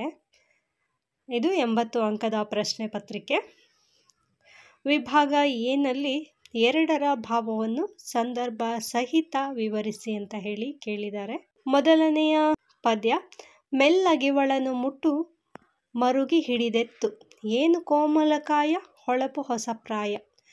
ಇದು 4 ಅಂಕದ ಪ್ರಶ್ನೆಯಾಗಿರೋದ್ರಿಂದ ನೀವು 3/4ರಿಂದ 1 ಪೇಜ್ ತನಕ ಇದಕ್ಕೆ ಉತ್ತರವನ್ನು ಬರೀಬೇಕಾಗತ್ತೆ. ಪಣೆಯ ಬೆಳೆಸಿತು ಸಂಜೆ ಬಾನು ಭಯವ ಬೀರುವ ಮಿಂಚಿ ಮೊಳಗಿ ಬಯಲು ದಿಣ್ಣೆಯ ನೊಂದು ಮಾಡಿತು ಕಣುವೆ ತುಂಬುತ್ತಾ ಕತ್ತಲು. ಇದರಲ್ಲಿ 2ರಲ್ಲಿ ಯಾವುದಕ್ಕಾದ್ರೂ 1ಕ್ಕೆ ಬರೀಬೇಕು. ಇದೆರಡೂ ಸಹ ಪದ್ಯದಿಂದ ಆಯ್ಕೆ ಮಾಡ್ಕೊಂಡಿರೋದು, ಯಾವುದಾದ್ರೂ 1ಕ್ಕೆ ಬರೀಬೇಕು. ಬಿಗೆ ಬರೋದಾದರೆ ಇಲ್ಲಿ ನಾಟಕದಿಂದ ಆಯ್ಕೆ ಮಾಡ್ಕೊಂಡಿದ್ದಾರೆ. ಇಲ್ಲೂ ಸಹ 2ಅನ್ನು ಕೊಟ್ಟಿದ್ದಾರೆ, ಯಾವುದಾದ್ರೂ 1ಕ್ಕೆ ಬರೀಬೇಕಾಗುತ್ತೆ. ಮೊದಲನೇದು ಮಾಡೋದೇನು ಹೇಳಲೇನು ಅಜ್ಜ ಹರಿಜನಿವಾರ ಅಂತೀನಿ ಮಾವ ಹರಿಜನ್ವಾರ ಅಜ್ಜ ಹರಿಜನ್ವಾರ. ಅಥವಾ ಹಾಗಾದರೆ ನನಗೆ ದಿಕ್ಕೇ ಇಲ್ಲವೇ ನೀವು ನನ್ನ ಪ್ರಾಮಾಣಿಕತೆ ನೋಡಿಯಾದರೂ ಬಿಡುಗಡೆ ಮಾಡೋಲ್ಲವೇ ನಾನೊಬ್ಬ ದುರ್ಬಲ ಜೀವಿ ನನಗೆ ಸಹಾಯ ಮಾಡಿ ನನ್ನ ಜೀವ ಉಳಿಸಿ. ಇದನ್ನು ನೀವು ನೋಡಿರುವಂತಹ ಎಲ್ಲ ಪ್ರಶ್ನೆ ಪತ್ರಿಕೆಯಲ್ಲೂ ಆಲ್ಮೋಸ್ಟ್ ಇದನ್ನೇ ಕೇಳಿದ್ದಾರೆ ಅಂತ ಅಂದ್ಕೊಳ್ತೀನಿ ಅಲ್ವಾ. ಸೊ ನೆಕ್ಸ್ಟ್ 8 ಪದಗಳಿಗೆ ಅರ್ಥ ಬರೆಯಿರಿ ಅಂತ ಹೇಳಿ ಕೇಳಿದ್ದಾರೆ. ಗಿರಿ, ಬಿಕ್ಕ, ಕೆಡವು, ಗರ್ವ, ತಿಮಿರ, ಮರ್ಮ, ಬಾನು, ಹವೆ, ಪೃಥ್ವಿ, ಪಗಾರ, ಹಂದರ, ಪಾಟಿ. ಯಾವ ಪಠ್ಯವನ್ನು ಬಿಡದೆ 4ಕ್ಕೆ ಸಂದರ್ಭ ಸ್ವಾರಸ್ಯವನ್ನು ಬರೆಯಿರಿ ಅಂತ ಹೇಳಿ ಕೇಳಿದ್ದಾರೆ. ಇದು 2 ಅಂಕದ ಪ್ರಶ್ನೆಗಳಾಗಿರುತ್ತೆ. ಇದಕ್ಕೆ ನೀವು ಅರ್ಧ ಪೇಜ್ ತನಕ ಬರೆದ್ರೆ ಸಾಕಾಗತ್ತೆ. ಸಂದರ್ಭ ಸ್ವಾರಸ್ಯ. ಮೊದಲನೇದು ಸವಿದು ಮೆದ್ದರು ಯಾರು ಪೂರ್ವದಿ ಹುಲಿಯ ಮೇವನು. ಹೇಳು ನಿನ್ನವೇನ ಈ ಕಣ್ಣು ಕಾಣದೇನೋ ದಾರಿ ಹೋಕನೆ. ಹಾರಿತು ಹಿಡಿದು ಆ ಇಲಿಯ ಕಚ್ಚಿ. ಮಡದಿ ಇಲ್ಲದ ಮನೆ ಮಸಕಾದಂತೆ. ಹೊಳಿ ತುಂಬಿಸಿ ಹಳ್ಳ ಬಂತ್ಯೋ. ಹೊಳಿ ತುಂಬಿಸಿ ಹಳ್ಳ ಬಂತ್ಯೋ ಇದು ಟಿಂಗರ ಬುಡ್ಡಣದಿಂದ ಆಯ್ಕೆ ಮಾಡ್ಕೊಂಡಿರೋದು. ಮಡದಿ ಇಲ್ಲದ ಮನೆ ಮಸುಕಾದಂತೆ, ಇದು ಮನೆ ನಾಟಕದ್ದು. ಹಾರಿತು ಹಿಡಿದು ಇಲಿಯ ಕಚ್ಚಿ, ಇದು ಮೋಸ್ಟ್ಲಿ ದಾಸಿಮಯ್ಯ ಮತ್ತು ಬೆಕ್ಕು ಅದ್ರದ್ದು ಇರಬೇಕು. ಕಾಣದೇನೋ ದಾರಿ ಹೋಕನ, ಇದು ಕಣಿವೆಯ ಮುದುಕ. ಹೇಳು ನಿನ್ನವೇನ ಈ ಕಣ್ಣು, ಇದು ದ ರಾ ಬೇಂದ್ರೆಯವರು ಬರೆದಿರುವಂತಹ ನೀ ಹಿಂಗ ನೋಡಬೇಡ ನನ್ನ ಆ ಪದ್ಯದಿಂದ ಆಯ್ಕೆ ಮಾಡ್ಕೊಂಡಿದ್ದಾರೆ ಅಂತ ಅಂದ್ಕೊಳ್ತೀನಿ. ಇನ್ನು ನೆಕ್ಸ್ಟು ಸವಿದು ಮೆದ್ದರು ಯಾರು ಪೂರ್ವದಿ ಹುಲಿಯ ಮೇವನು, ಇದು ಪಂಚಮಂಗೇಶ್ರಾಯರು ಬರೆದಿರುವಂತಹ ಪದ್ಯದ್ದು. ನೆಕ್ಸ್ಟು ವಿಭಾಗ ಬಿಗೆ ಬಂದರೆ ಹೊಸಗನ್ನಡ ಕವಿತೆಗಳು ಏಕಾಂಕ ನಾಟಕ 30 ಅಂಕದ ಪ್ರಶ್ನೆಯನ್ನು ಕೇಳಿದ್ದಾರೆ. ಮೊದಲಿಗೆ 10 ಅಂಕದ ಪ್ರಶ್ನೆಗಳನ್ನು ಕೇಳಿದ್ದಾರೆ. 2 ಪ್ರಶ್ನೆಗಳಿಗೆ ಉತ್ತರಿಸಿ ಅಂತ ಕೇಳಿದ್ದಾರೆ. ಕುವೆಂಪು ಅವರ ಪ್ರಗತಿಪರ ದೃಷ್ಟಿಕೋನದ ಪ್ರತೀಕ ಶ್ರೀ ಸಾಮಾನ್ಯರ ದೀಕ್ಷಾಗೀತೆ ಹೇಗೆ ವಿವರಿಸಿ. ಇದೊಂದು ಕಂಪಲ್ಸರಿ ಪ್ರಶ್ನೆ, ನಿಮಗೆ ಈಗ ನೋಡಿರುವಂತಹ ಎಲ್ಲ ಪ್ರಶ್ನೆ ಪತ್ರಿಕೆಯಲ್ಲೂ ಸಹ ಕೇಳಿದ್ದಾರೆ. ನೆಕ್ಸ್ಟು 2ನೆಯ ಪ್ರಶ್ನೆ, ತನ್ನ ಸಮಕಾಲೀನ ಭಾರತ ಚಿತ್ರಣವನ್ನು ಪುರುಷ ಸೂಕ್ತ ಕವಿತೆ ಹೇಗೆ ಕಟ್ಟಿಕೊಡುತ್ತದೆ ವಿವರಿಸಿ ಅಂತ ಹೇಳಿ ಕೇಳಿದ್ದಾರೆ. ಇದು 2ರಲ್ಲಿ ಯಾವುದಾದ್ರೂ ಒಂದಕ್ಕೆ ನಾವು ಉತ್ತರವನ್ನು ಬರೀಬೇಕಾಗುತ್ತೆ. ಇದೆರಡೂ ಸಹ ಪದ್ಯ ಭಾಗದಿಂದ ಆಯ್ಕೆ ಮಾಡ್ಕೊಂಡಿರುವಂತಹದ್ದು. ನೆಕ್ಸ್ಟು ನಾಟಕ ಭಾಗದಿಂದ 2 ಪ್ರಶ್ನೆಗಳನ್ನು ಕೇಳಿದ್ದಾರೆ. ಮೊದಲನೇದು ವಸಂತನ ವ್ಯಕ್ತಿತ್ವ ಮತ್ತು ಸ್ವಭಾವವನ್ನು ವಿವರಿಸಿ ಅಂತ ಹೇಳಿ ಕೇಳಿದ್ದಾರೆ. ಮೊದಲ ಬಾರಿಗೆ ವಸಂತನ ಬಗ್ಗೆ ಕೇಳಿರುವಂತಹ ಪ್ರಶ್ನೆ. ನಾವು ನೋಡಿದಂಥ ಹಿಂದಿನ 2 ಪ್ರಶ್ನೆ ಪತ್ರಿಕೆಯಲ್ಲಿ ದೊಡ್ಡರಾಯರು ಮತ್ತು ವೇಣಕ್ಕನ ಬಗ್ಗೆ ಕೇಳಿದರು. ಅಥವಾ ಮನೆ ನಾಟಕದ ಪಾತ್ರ ಚಿತ್ರಣವನ್ನು ಕುರಿತು ಬರೆಯಿರಿ ಅಂತ ಹೇಳಿ ಕೇಳಿದ್ದಾರೆ. ಪಾತ್ರಗಳ ಪರಿಚಯವನ್ನು ನೀವು ಮಾಡಿಕೊಡ್ಬೇಕಾಗತ್ತೆ. ನೆಕ್ಸ್ಟ್ 2 ಕುರಿತು ಟಿಪ್ಪಣಿ ಬರೆಯಿರಿ ಅಂತ ಹೇಳಿ ಕೇಳಿದ್ದಾರೆ. 5 ಅಂಕದ ಪ್ರಶ್ನೆಯಾಗಿರುತ್ತೆ. ಶ್ರೀ ಸಾಮಾನ್ಯರ ದೀಕ್ಷಾಗೀತೆ ಕವಿತೆಯ ಆಶಯವೇನು ಅಂತ ಹೇಳಿ ಕೇಳಿದರೆ ಆಶಯವನ್ನು ಟಿಪ್ಪಣಿಯ ರೂಪದಲ್ಲಿ ಬರೀಬೇಕಾಗುತ್ತೆ. ಇಲ್ಲಿ ನೋಡಿ ನಿಮಗೆ ಒಂದೇ ಪದ್ಯದಿಂದ 15 ಅಂಕದ ಪ್ರಶ್ನೆಗಳನ್ನು ಕೇಳಿದ್ದಾರೆ.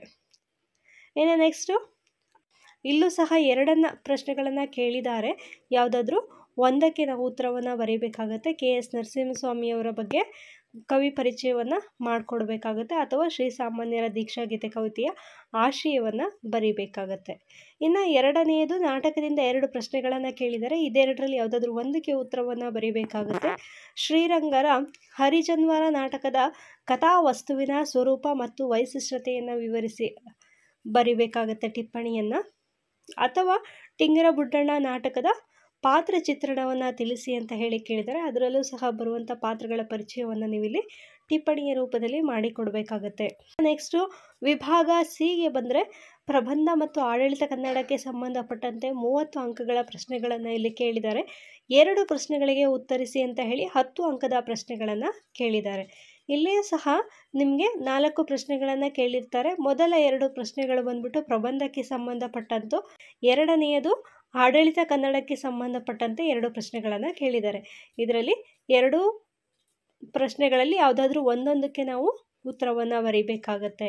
ಮೊದಲನೆಯ ಪ್ರಶ್ನೆ ಮೈಸೂರು ರುಮಾಲು ಮತ್ತು ಇನ್ನಿತರ ರುಮಾಲುಗಳ ವೈವಿಧ್ಯತೆಯನ್ನು ವಿವರಿಸಿ ಅಂತ ಹೇಳಿ ಕೇಳಿದ್ದಾರೆ. ಸೇಮ್ ಪ್ರಶ್ನೆನ ನಾವು ಹಿಂದಿನ ಪ್ರಶ್ನೆ ಪತ್ರಿಕೆಯಲ್ಲೂ ಸಹ ನೋಡಿದ್ವಿ. ರುಚಿ ಪ್ರಬಂಧದ ಸ್ವಾರಸ್ಯ ಮತ್ತು ವಿಶಿಷ್ಟತೆಯನ್ನು ವಿವರಿಸಿ ಅಂತ ಹೇಳಿ ಕೇಳಿದ್ದಾರೆ. ರುಚಿ ಪ್ರಬಂಧಕ್ಕೆ ಸಂಬಂಧಪಟ್ಟಂತೆ ಸಹ ಇದು 2ನೇ ಬಾರಿಗೆ ಕೇಳಿರುವಂತಹ ಪ್ರಶ್ನೆಯಾಗಿರುತ್ತೆ. ಇನ್ನು ಆಡಳಿತ ಭಾಷೆ ಎಂದರೇನು, ಕರ್ನಾಟಕದಲ್ಲಿ ಆಡಳಿತ ಕನ್ನಡ ಭಾಷೆಯಾಗಿರುವುದರ ಅಗತ್ಯ ಮತ್ತು ಉಪಯುಕ್ತತೆಯನ್ನು ತಿಳಿಸಿ ಅಂತ ಹೇಳಿ ಕೇಳಿದ್ದಾರೆ. ಇದು ಸಹ ನಮಗೆ ರಿಪೀಟ್ ಆಗಿ ಬಂದಿರುವಂತಹ ಪ್ರಶ್ನೆಯಾಗಿರುತ್ತೆ. ಅಥವಾ ಅಭ್ಯರ್ಥನಾ ಪತ್ರದ ಸ್ವರೂಪ ಮಹತ್ವವನ್ನು ವಿವರಿಸಿ ಅಂತ ಹೇಳಿ ಕೇಳಿದ್ದಾರೆ. ಇಲ್ಲಿ 2 ಕುರಿತು ಟಿಪ್ಪಣಿ ಬರೆಯಿರಿ ಅಂತ ಹೇಳಿ ಕೊನೆಯ ಪ್ರಶ್ನೆಯನ್ನು ಕೇಳಿದ್ದಾರೆ. 5 ಅಂಕದ ಪ್ರಶ್ನೆಗಳಾಗಿರೋದ್ರಿಂದ 1 ಪುಟದಷ್ಟು ನಾವು ಉತ್ತರವನ್ನು ಬರೀಬೇಕಾಗುತ್ತೆ. 2 ಪ್ರಶ್ನೆಗಳನ್ನು ಕೇಳಿದರೆ ಯಾವುದಾದ್ರೂ ಒಂದೊಂದಕ್ಕೆ ನಾವು ಉತ್ತರವನ್ನು ಬರೀಬೇಕು. ಒಟ್ಟು 2 ಪ್ರಶ್ನೆಗಳಿಗೆ ಅಂದರೆ ಮೈಸೂರು ಸಂಸ್ಕೃತಿ ಮತ್ತು ದುರ್ಯೋಧನನ ಪಾತ್ರ ಇದೆರಡರಲ್ಲಿ ಯಾವುದಾದ್ರೂ ಒಂದಕ್ಕೆ ಬರೀಬೇಕು. ಕಂಪ್ಯೂಟರ್ ಮತ್ತು ಕನ್ನಡ ಲೇಖನ ಚಿಹ್ನೆಗಳು ಇದೆರಡರಲ್ಲಿ ಯಾವುದಕ್ಕಾದರೂ ಒಂದಕ್ಕೆ ನಾವು ಬರೀಬೇಕಾಗತ್ತೆ. ಯಾವ ರೀತಿ ಪ್ರಶ್ನೆಗಳು ರಿಪೀಟ್ ಆಗಿ ಬಂದಿರುತ್ತೆ ಅನ್ನೋದನ್ನು ನಾವು ನೋಡಿದ್ವಿ. ಈಗ ಮೊದಲಿಗೆ ನಾವು ಯಾವೆಲ್ಲ ಪ್ರಶ್ನೆಗಳು ರಿಪೀಟ್ ಆಗಿ ಬಂದಿದೆ ಅನ್ನೋದ್ರ ಕಡೆ ಫಸ್ಟ್ ಗಮನವನ್ನು ಕೊಟ್ಟು ಅದನ್ನು ನೋಡಿಕೊಂಡು ಅದರ ನಂತರ ಮಿಕ್ಕಿದ ಪ್ರಶ್ನೆಗಳನ್ನು ನಾವು ನೋಡಬೇಕಾಗುತ್ತೆ. ಇದು ನಿಮಗೆ ಉಪಯೋಗ ಆಗುತ್ತೆ ಅಂತ ಅಂದ್ಕೊಂಡಿದ್ದೀನಿ. ಇದರಿಂದ ನಿಮಗೆ ಏನಾದರೂ ಡೌಟ್ಸ್ ಇದ್ದರೆ ದಯವಿಟ್ಟು ಕೇಳ್ಬೋದು. Thank you for watching. Keep watching. Take care. Bye.